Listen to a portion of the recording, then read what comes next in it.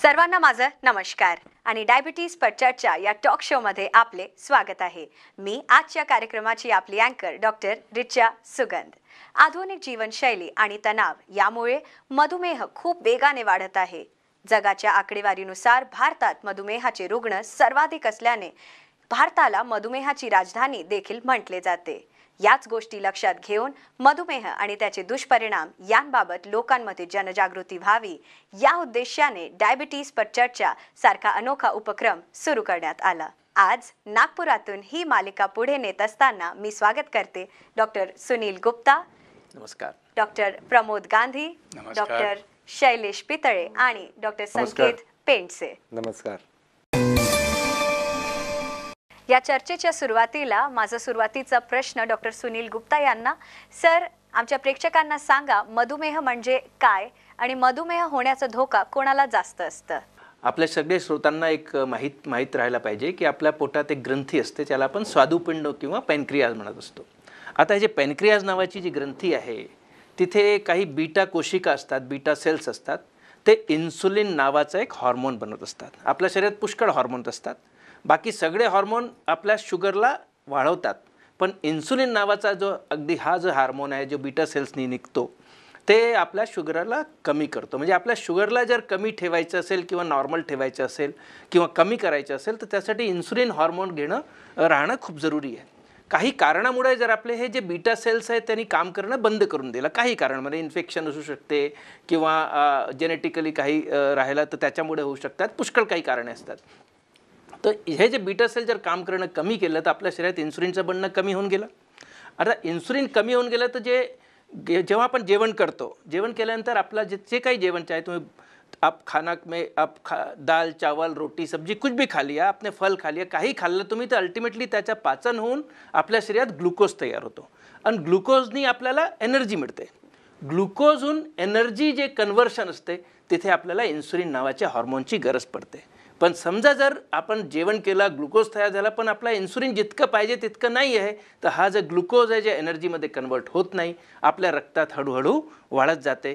180च्या जवळपास गेला रक्तामध्ये की ते लघवी होऊन निघणं सुरू होऊन जाते आणि हे जे ग्लुकोजची जे वाढ आहे आपल्या शरीरात रक्तात त्याला आपण डायबिटीज म्हणत असतो। पण जे टाईप 1 डायबिटीज असतो इन्सुलिनवाला, तिथे हे इन्सुलिन सेल पूर्णपणे खराब होऊन जातात आणि आणि त्यांना आयुष्यपर्यंत इन्सुलिन घ्यावं लागते। आणि दुसरे जे टाईप 2 डायबिटीज आहे, मेजॉरिटी तुम्ही म्हटलं की भारत देश आपला सेकंड कॅपिटल आहे, टाईप 2 डायबिटीजमध्ये इन्सुलिन असतो, कधी कधी कमी असतो, पण मेन कारण आहे की आपल्या शरीरात ते इन्सुलिन रेजिस्टन्स जास्त राहतो आणि इन्सुलिन रेजिस्टन्स किंवा इन्सुलिन रिसेप्टर खराब असल्यामुळे डायबिटीज टाईप 2 डायबिटीजचे चान्सेस वाढतात। तर असा वेगवेगळ्या प्रकारचे डायबिटीज असू शकतात।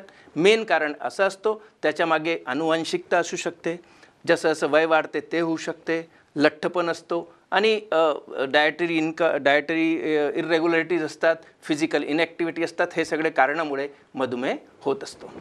डॉक्टर प्रमोद गांधी, मला मधुमेह आहे हे कसं कळेल? बेसिकली ज्यांना डायबिटीज आहे अशा व्यक्तींना डायबिटीजचे लक्षणं राहूही शकतात आणि डायबिटीजचे लक्षणं नाही राहू शकतात।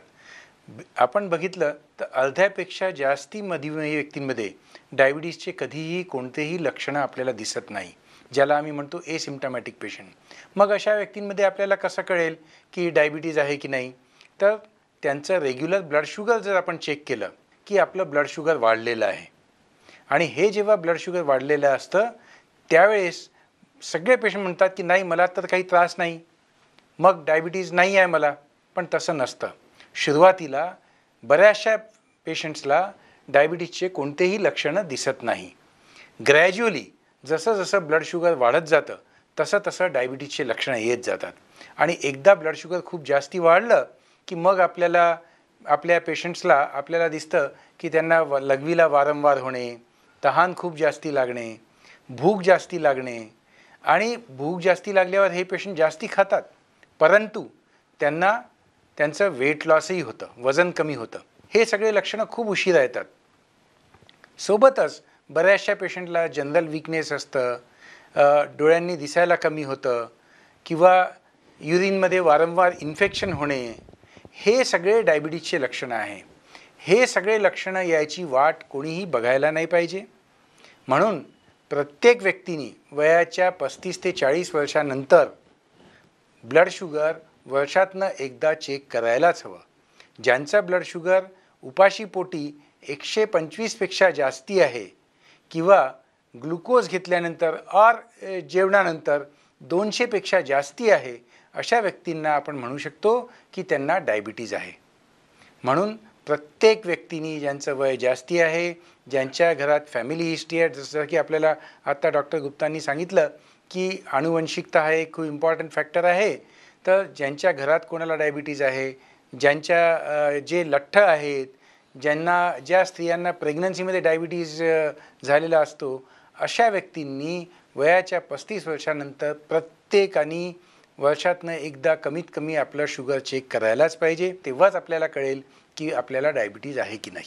डॉक्टर शैलेश पितळे, आमच्या प्रेक्षकांना सांगा की सामान्य रक्तातील साखरेची पातळी काय असते आणि किती असते, आणि घरी आपण शुगरची किंवा डायबिटीसची चाचणी करू शकतो का? डॉक्टर गुप्ता आणि डॉक्टर प्रमोद गांधींनी डायबिटीज का होतो, मधुमेह का होतो, शुगर्स नॉर्मल व्यक्तींमध्ये नॉर्मल राहतात पण डायबिटीजमध्ये का वाढतात आणि कुठल्या व्यक्तींमध्ये वाढतात हे तुम्हाला सांगितलं. आता नॉर्मल म्हणजे काय आणि हे नॉर्मल का ठरवलं गेलं आहे हे पण आपल्याला माहीत असणं जरुरी आहे. नॉर्मल ब्लड शुगर जेव्हा म्हणतात तेव्हा रिकाम्या पोटी ब्लड शुगर 100पेक्षा कमी हवी. रक्तातली साखरेची पातळी रिकाम्या पोटी 100पेक्षा कमी असायला हवी. आणि रिकाम्या पोटी म्हणजे दुसरा प्रश्न याच्या पुढे येतो की रिकाम्या पोटी म्हणजे किती तास रिकाम्या पोटी. तर युजली कमीत कमी 8 तास तरी रिकाम्या पोटी असायला हवं. 8 तास रिकाम्या पोटी असल्यानंतर जी शुगर चेक केली जाते, कमीत कमी, त्यापेक्षा जास्तही असू शकते, तर ही जर 100च्या खाली असेल तर त्याला नॉर्मल धरलं जातं. आणि जेवणानंतरची जी रक्तातल्या साखरेची जी पातळी आहे, ज्याला आम्ही पोस्ट मील ब्लड शुगर म्हणतो, ती नॉर्मल धरली जाते जर 140पेक्षा कमी असेल तर. मधल्या व्हॅल्यूजला काय म्हणणार, तर मधलं जे आहे त्याला आम्ही जे बॉर्डरलाईन डायबिटीज किंवा प्री डायबिटीज किंवा इम्पेअर्ड ग्लुकोज टॉलरन्स किंवा इम्पेअर्ड फास्टिंग ग्लुकोज असं म्हणतो. काही जणांची शुगर फास्टिंग समजा धरून चला 100च्या वर आहे, म्हणजे 110 आहे, पण पोस्ट मील 140पेक्षा कमी आहे, तर अशा व्यक्तीला इम्पेअर्ड फास्टिंग ग्लुकोज असं म्हटलं जातं. आणि जर पोस्ट मील ब्लड शुगर 140च्या वर आहे पण 200च्या आत, पण फास्टिंग नॉर्मल, तर अशा व्यक्तीला इम्पेअर्ड ग्लुकोज टॉलरन्स असं म्हटलं जातं. तर हे लॅबॉरेटरी व्हॅल्यूज आहे. आणि तुमचा पुढचा प्रश्न होता की आपण घरी तपासणी करू शकतो का? हो, घरी करू शकतो, कारण आजकाल बरेच लोकांकडे ग्लुकोमीटर्स असतात. तर ग्लुकोमीटरनी तुम्ही घरी तपासू शकता. पण ग्लुकोमीटरवर जर शुगर वाढून आली, रक्तातली साखरेचं प्रमाण जर वाढून आलं, तर तुम्ही लॅबॉरेटरीमध्ये कन्फर्म जरूर करा, कारण बरेचदा ग्लुकोमीटरमध्ये व्हेरिएशन्स असतात. तर चांगल्या लॅबॉरेटरीमध्ये जर घरी चेक केलेली शुगर वाढून आली तर लॅबॉरेटरीतनं एकदा कन्फर्म करावी. डॉक्टर संकेत पेंडसे, आमच्या श्रोतांना हे कळवा की मधुमेहाच्या व्यवस्थापनात आहार नियंत्रणाचं काय महत्त्व असतं? आहार नियंत्रण ह्याचा खूप महत्त्वाचा रोल असतो सगळ्या प्रकारच्या डायबिटीसमध्ये. जसं टाईप 1 डायबिटीस आहे, जे सहसा लहान मुलांमध्ये होतं, टाईप 2 डायबिटीस आहे किंवा प्रेग्नन्सीमध्ये होणारं डायबिटीस किंवा अन्य प्रकारचं डायबिटीस. आता सर्वात कॉमन ज्या प्रकारचं डायबिटीस असतं ते टाईप 2 डायबिटीस असतं, ज्याला आपण एक लाईफस्टाईल डिसऑर्डरसुद्धा म्हणतो. म्हणजे जो आपल्या बदललेल्या जीवनशैलीमुळे उत्पन्न होतो, त्यामुळे डायबिटीस होतं. आणि हा सर्वात कॉमन प्रकारचा डायबिटीस आहे. आणि यामध्ये डायबिटीस कंट्रोल करायसाठी डाएट कंट्रोल ह्याचा सर्वात प्रमुख रोल असतो. आणि आहार कंट्रोल म्हणजे त्याला आम्ही मेडिकल न्यूट्रिशन थेरपी किंवा MNT म्हणतो. आणि सर्वात पहिले मला हे सांगायचं आहे की MNTचं जे रूल्स असतात ह्याला आपण समजून घ्यायला पाहिजे एका रजिस्टर्ड डायटिशियनकडून आणि आपल्या फिजिशियनकडून. तर बरेचदा पेशंट्स गुगल, व्हॉट्सॲप किंवा यूट्यूबवर बघतात, पण यावर जी माहिती दिली जाते ती बरेचदा पुरेशी नसते, चूक पण असू शकते आणि एखाद्या पेशंटमध्ये धोकादायक पण ठरू शकते. काही डायबिटीसच्या पेशंट्समध्ये लठ्ठपणासुद्धा असतो. तर अशा पेशंट्समध्ये जर का संतुलित आहार दिला, थोडा व्यायाम प्रिस्क्रिप्शन दिलं, त्यामुळे जर का त्यांनी वजन कमी केलं, तर अशामुळे काही पेशंट्सचा डायबिटीस पण कमी होऊ शकतो, त्यांना औषधांची गरजसुद्धा कमी पडते. त्याला आम्ही डायबिटीस रेमिशन असं म्हणतो. आता हे सगळ्या पेशंट्समध्ये संभव नसतं. ज्यांच्यामध्ये खास करून लठ्ठपणा असतो त्यांच्यामध्ये होऊ शकतं. काही पेशंट्समध्ये पार्शियल होतं, म्हणजे त्यांचे औषधांचे प्रमाण कमी होतो, आणि काही लोकांमध्ये फुल रेमिशन होते, ज्यामध्ये औषधं पूर्णपणे बंद होतात. पण हे फक्त काही वेळासाठीच होतं, नेहमीसाठी त्यांचे औषधं बंद होऊ शकत नाही. पण काही पेशंट्समध्ये काही महिन्यांसाठी, काही वर्षांसाठी सुद्धा बिना औषधांचं कंट्रोल करता येतं. पण डायबिटीसमध्ये डाएट कंट्रोलचा हा सर्वात मेन रोल असतो. डॉक्टर सुनील गुप्ता, पुढील दुष्परिणामे टाळण्यासाठी कुठली खबरदारी घ्यावी? खूप महत्त्वाचा प्रश्न आहे आपण, की सर्वात आधी हा प्रश्न येतो की शुगर कंट्रोल का करायला पाहिजे, नाही केलं तर काय होऊ शकते. तर त्याच्यात खूप महत्त्वाचं आहे की आपलं जे शरीर आहे त्याच्यात पूर्ण शरीर आपल्या रक्तवाहिन्या जे आहेत त्याच्यानी पसरलेलं आहे. ते 2 प्रकारचे रक्तवाहिन्या असतात. एक मोठे रक्तवाहिन्या असतात आणि एक छोटे छोटे असतात जे आपल्याला मायक्रोस्कोपने दिसतात. तर याला आपण मॅक्रोवेस्क्युलर डिसीज किंवा मोठ्या रक्तवाहिन्याच्या आजार किंवा मायक्रोवेस्क्युलर डिसीज, जे सूक्ष्म जे रक्तवाहिन्या असतात त्यांच्या आजार. तो macrovascular disease, brain attack, heart attack, आणि पायाच्या रक्तवाहिन्या ब्लॉक झाले तर पायाच्या अटॅक. छोटे रक्तवाहिन्या झाले तर किडनी, डोळे आणि आपल्या पायाच्या नसा. आता हे दोन्ही प्रकारचे जे कॉम्प्लिकेशन आहेत, त्याच्याशिवाय आणखी कॉम्प्लिकेशन असू शकतात. पण याला कंट्रोल ठेवायला खूप इम्पॉर्टंट एक ABCDEFG नावाचा एक फॉर्म्युला आहे. आय फील ते खूप महत्त्वाचं राहील. आपल्या श्रोत्यांना लक्ष घालून व्यवस्थितपणे ऐका आहे. What is this formula of ABCDEFG? A is for A1C. A1C म्हटलं तर आपला ॲव्हरेज शुगर मागच्या 3 ते 4 महिन्याचा असतो. ते प्रत्येक मधुमेहींनी प्रत्येक 3 ते 4 महिन्यात करायला पाहिजे, आणि त्याची व्हॅल्यू 7 पेक्षा कमी पाहिजे. C is for cholesterol, LDL cholesterol, it should be less than 100. So A for A1C, B for blood pressure less than 130/80, C for LDL cholesterol less than 100, D for diet control, जे आता संकेतनी सांगितलं. E is for exercise. प्रत्येक मधुमेहींनी at least 150 minutes walk per week करायला पाहिजे. 150 minute walk per weak. त्याला तुम्ही 30 minutes per day for 5 days करू शकता, किंवा तुम्ही 20 minutes per day for 7-8 days करू शकतात. So this is about exercise. F is for frequent monitoring, and G I feel is this programme, diabetes पे चर्चा, good quality education programme. So if you follow this ABCDEFG, I feel you will be able to protect your all organs, and that is the best way of preventing complication for any diabetes across the world. Doctor Pramod Gandhi, मधुमेहाच्या व्यवस्थापनात इन्सुलिनची काय भूमिका आहे? त्याच्यामुळे हा प्रश्न खूप इम्पॉर्टंट आहे. जसं सुरुवातीला तुम्हाला सांगितलं गेलं की डायबिटीज किंवा मधुमेह होणे म्हणजे आपल्या शरीरात इन्शुलिनची कमतरता होणे, हा एक खूप इम्पॉर्टंट फॅक्टर आहे. तर insulin deficiency and insulin resistance, these are the 2 important reasons for diabetes. म्हणून आपल्या शरीरात जर इन्शुलिनची कमतरता आहे तर त्याच्यामुळे शुगर वाढते. आता ही शुगर कंट्रोल करायसाठी आपल्याला इन्शुलिनची लेवल वाढवायला पाहिजे. त्यासाठी आम्ही कधीकधी गोळ्यांचाही वापर करतो. इन्शुलिन रेजिस्टन्स कमी करायसाठी डाएट कंट्रोल, एक्सरसाइजचा वापर करतो. आणि याच्यानी जर कंट्रोल नाही झालं तर आम्ही इन्शुलिनचे इंजेक्शन पण बाहेरून द्यायला पाहिजे. आता हे इन्शुलिन डायबिटीजमध्ये टाईप 1 डायबिटीज ज्यांना आहे त्यांना 100% लाईफ लाँग इन्शुलिन लागणारच. प्रेग्नन्सी आणि डायबिटीज जेव्हा आहे त्यांना 100% इन्शुलिन लागणारच. कधीकधी टाईप 2 डायबिटीजमध्ये आम्ही बघतो की त्यांचं ॲट डायग्नोसिस पेशंटचं ब्लड शुगर खूप जास्ती आहे.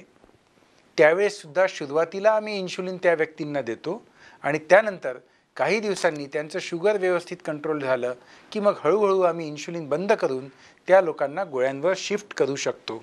आता काही गैरसमज आहे ते मी इथे सांगणं खूप इम्पॉर्टंट आहे असं समजतो की इन्शुलिन एकदा चालू झालं म्हणजे माझं एंड स्टेज आलं, असं नाही आहे. इन्शुलिनची गरज सुरुवातीला सुद्धा पडू शकते. इन्शुलिन कधीही डायबिटीज व्यक्तीमध्ये चालू केलं तर ते डायबिटीज कंट्रोल करायसाठी आहे. याचा अर्थ असा नाही आहे की आता एंड स्टेज आलं किंवा लास्ट स्टेज आलेली आहे, असं बिलकुल नाही आहे. इन्शुलिन एकदा चालू झालं की लाईफ लाँग इन्शुलिन राहील असंही नाही आहे. कधीकधी इन्शुलिन आपण बंदसुद्धा करू शकतो, पण ते तुम्ही तुमच्या डॉक्टरांच्या सल्ल्यानुसार बंद करा. आपल्या मनाने कधीही इन्शुलिन बंद करू नका.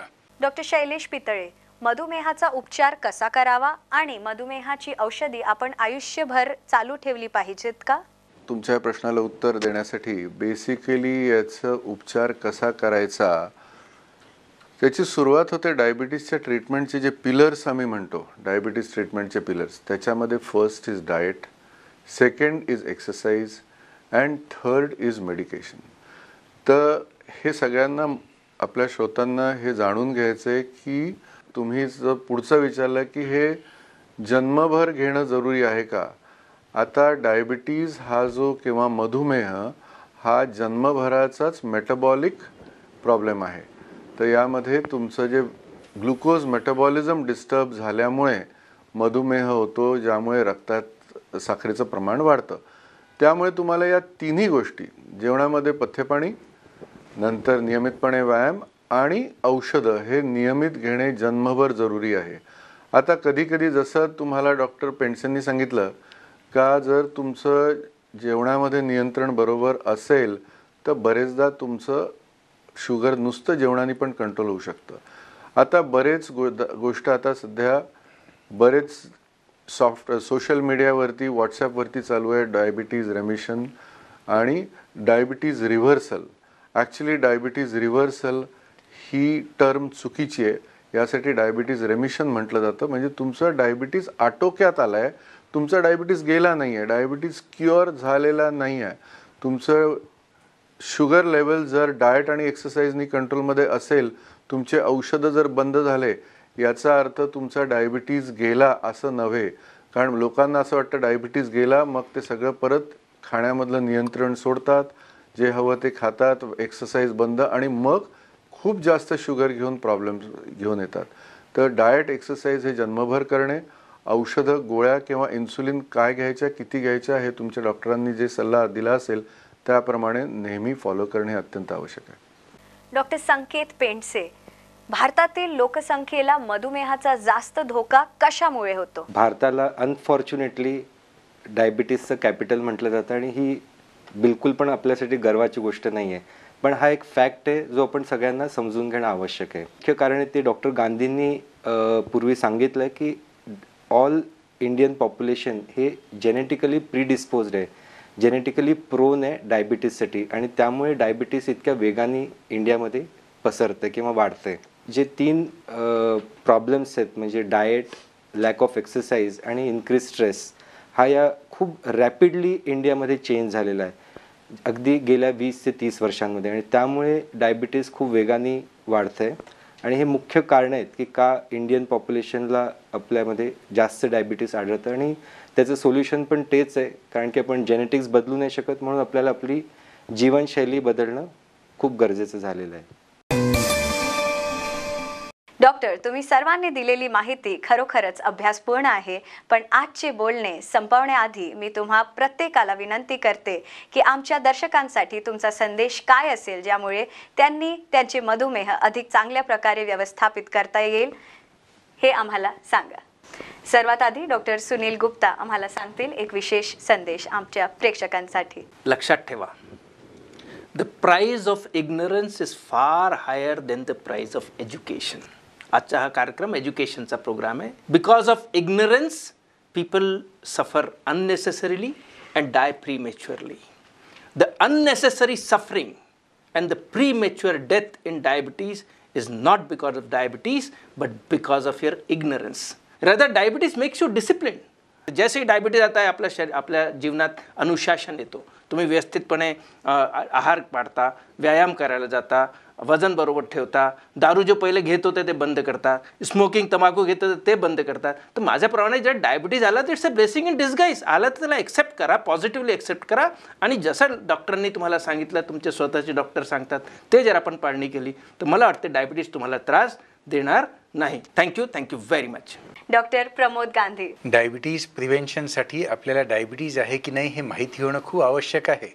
म्हणून जगात प्रत्येक व्यक्तीने, especially Indian population who is at a high risk, प्रत्येक व्यक्तीने वयाच्या 35 वर्षानंतर वर्षातनं एकदा शुगर चेक करायलाच पाहिजे, सो दॅट आपण आपलं डायबिटीज लवकर डायग्नोज करू. आणि अर्ली डायग्नोसिस जर केलं तर त्याची ट्रीटमेंटसुद्धा आपण अर्ली चालू करू. ट्रीटमेंटसाठी डाएट, एक्सरसाइज, मेडिसिन्स आपण या सगळ्या गोष्टी घेऊ. आणि डायबिटीजला जर आपण व्यवस्थित मॅनेज केलं सुरुवातीपासनं, तर डायबिटीजमुळे होणारे जे दुष्परिणाम आहे त्यापासनं आपण आपला बचाव करू शकतो आणि शुगर जर व्यवस्थित कंट्रोल राहिली तर आपण आपलं जीवन एका नॉर्मल व्यक्तीसारखं जगू शकू. आणि ते करायसाठी early diagnosis is very very important. Doctor Shailesh Pitale. तर मित्र हो, तुम्ही डायबिटीज होण्याची वाट का पाहता? आजपासनंच फिरणं चालू करा, आजपासनंच जेवणामध्ये नियंत्रण चालू ठेवा, आजपासनंच हेल्दी जीवनशैली जगा, आजपासनंच स्ट्रेस कमी करा, आजपासनंच हेल्दी झोपा. Sleep hygiene is very important. आपल्या देशात आता ही चळवळ सुरू झाली आहे. फिट इंडिया, खेलो इंडिया या सगळ्या गोष्टी सुरू झालेल्या आहेत. यात सगळ्यांनीच, सगळ्याच नागरिकांनी भाग घ्यावा आणि ही चळवळ आपली लहान मुलांपासनं, मी तर म्हणतो की आता diabetes prevention starts right from the mother's womb. तर एका गर्भवती स्त्रीला जर तुम्ही व्यवस्थित एज्युकेट केलं, तिची जर व्यवस्थित काळजी घेतली, तिचं जेवणामध्ये नियंत्रण, प्रत्येकच गर्भवती स्त्रीचं जे जेवणाचा आहार व्यवस्थित असेल, सगळं काही काळजी व्यवस्थित घेतली, तर होणाऱ्या बाळाला पुढच्या जीवनामध्ये डायबिटीज होण्याची शक्यता कमी होते. तर त्यामुळे diabetes prevention should start from mother's womb. लहान मुलांमध्ये खेळण्याची प्रवृत्ती आधीपासून ठेवा. मुलांना खेळू द्या, मुलांना चांगल्या जेवणाच्या सवयी लावा आणि तरुणांनी देखील ॲक्टिव्ह राहणं जरुरी आहे. व्यसनांपासून दूर राहावे आणि डायबिटीज प्रिव्हेंशनच्या स्ट्रॅटेजीज जर फॉलो केल्या तर आय थिंक हळूहळू आपल्या देशातलं डायबिटीजचं प्रमाण काही दशकांमध्ये, येत्या काही दशकांमध्ये कमी व्हायला हरकत नाही. फ्रॉम डॉक्टर संकेत पेंडसे. दर्शकांना मी हेच सांगू इच्छितो की दुर्दैवाने जर का आपल्याला डायबिटीज झाला तर आपल्याला मुळीच घाबरायची गरज नाही आहे. जर का आपण डॉक्टरच्या सल्ल्यानुसार, डायटिशियनच्या सल्ल्यानुसार डाएट फॉलो केलं, डेली एक्सरसाइज केली आणि नियमितपणे औषधं घेतली तर बरेच वर्ष आपण डायबिटीजला सहजपणे कंट्रोल करू शकतो, सर्व कॉम्प्लिकेशन्सहून दूर राहू शकतो. आणि मी हेही सांगू इच्छितो की विनंती पूर्ण सांगू इच्छितो की डॉक्टर गुगलला मुळीच कन्सल्ट करू नका. मधुमेहावरील विशेष चर्चेसाठी तुम्हा सर्वांचा खूप खूप आभार. धन्यवाद डॉक्टर रिचा. धन्यवाद. प्रत्येक रोगाचा उपचार योग्य माहितीने सुरू होतो. आम्हाला आशा आहे की आमच्या या खास शोमधून तुम्हाला मधुमेहाशी संबंधित प्रत्येक प्रश्नांची उत्तरे मिळाली असतील. मधुमेह आणि त्याचे व्यवस्थापन यांबद्दल अधिक माहिती मिळवण्यासाठी आपण मधुमेहावरील चर्चेद्वारा आमच्या फेसबुक पेजवर सामील होऊ शकता. यूट्यूब, ट्विटर आणि इंस्टाग्रामवरही आमचं डायबिटीज पर चर्चा पृष्ठ आहे. आजच्या विशेष कार्यक्रमात एवढंच. लवकर भेटूया. धन्यवाद.